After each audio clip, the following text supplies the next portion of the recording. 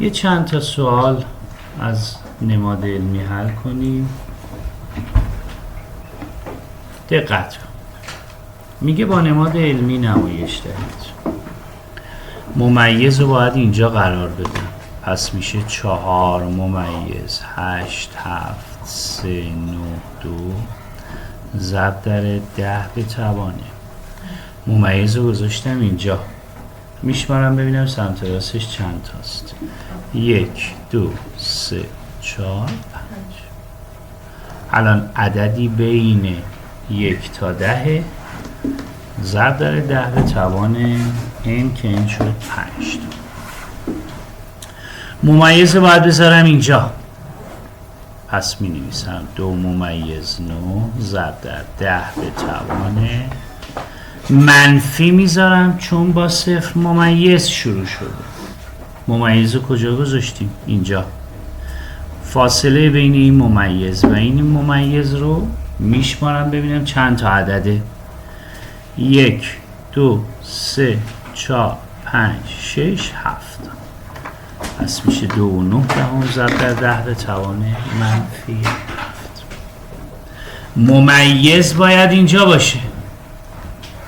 پس میشه 3 ممیز 0 40 50 6 و 3 تا 0 ضرب در 10 به توانه. ممیز اینجاست. از اینجا به بعد رو میشمارم. 1 2 3 4 5 6 7 8 9. ممیز باید کجا باشه؟ باید اینجا باشه. 1 ممیز 1. چون اگه اینجا باشه میشه 11. دیگه بین 1 تا 10 نیست. فقط ممیز اینجا میشه. 1 ممیز 1. بقیه عددا رو می نویسم. 2 تا 2 2 تا 3 ضرب در 10 به توانه. آنوری چون با 0 ممیز شروع میشه منفی. ممیز اینجا بود. فاصله این ممیز و این ممیز بینشون چند تا عدده؟ 1. پس جوابش میشه 10 به توان منفی 1. نمایش اعشاری عددهای زیر را بنویسید. چشم. 7 رو می نویسم. چون منفیه باید بره به سمت منفی. چند قدم؟ 5 قدم. ممیز کجاست؟ اینجاست دیگه ممیز. از اینجا 5 قدم بره به سمت منفی. 1 2 3 4 5. ممیز قبلش هم یه 0. حتی میتونی اینو پاکش کنی که با کلاس تر باشه. عدد رو می نویسم.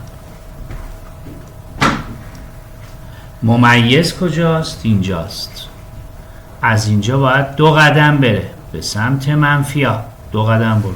1 2 یه ممیز.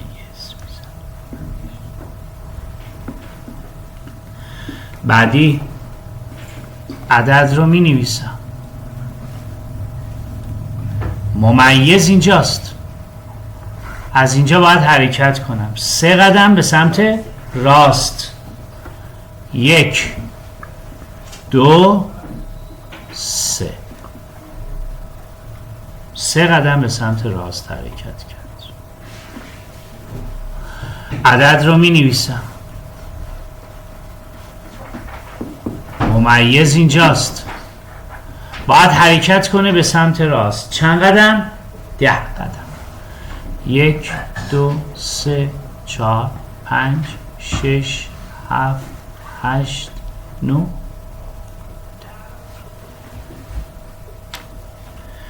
میگه حاصل را به صورت نماد علمی بنویسید. اولین دو بین ضرب 2 تا عدد با نماد علمی. اولین 2 تا رو در هم ضرب میکنم.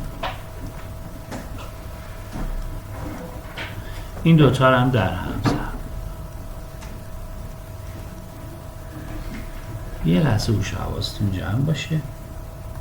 2.5 ضرب در 8 25 ضرب در 8 میشه 200.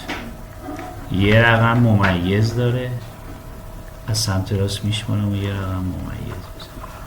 میشه چند بچه ها؟ 20. پس من همون 20 رو بهش تحویل میدم. این شد 20. پایه ها مساوی هن. ضرب توانه رو با هم جمع میکنم. 7 با منفی 9 میشه منفی 9. اینو من روم نمیشه بگم نماد علمیه، چون این بین 1 تا 10 نیست. 20 رو میتونم بنویسم 2 ضرب در 10. قبول داریم بچه ها؟